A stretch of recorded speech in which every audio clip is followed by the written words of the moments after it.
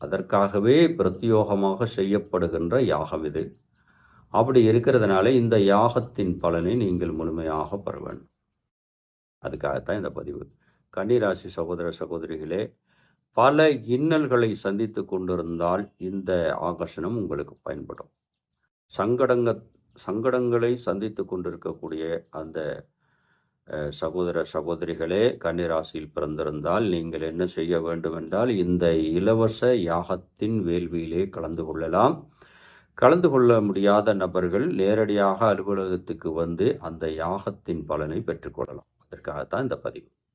ஏன்னா பணம் படைத்தவர்கள் எப்போவுமே செல்வ வளத்தை தக்க வைத்துக் கொள்வார்கள்.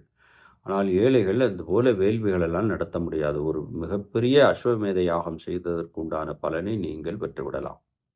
அப்படி இருக்கிறதுனால ஸ்க்ரீனில் தெரிகிற நம்பருக்கு கால் செய்து உங்களுடைய பெயர் விவரங்களை பதிவு செய்து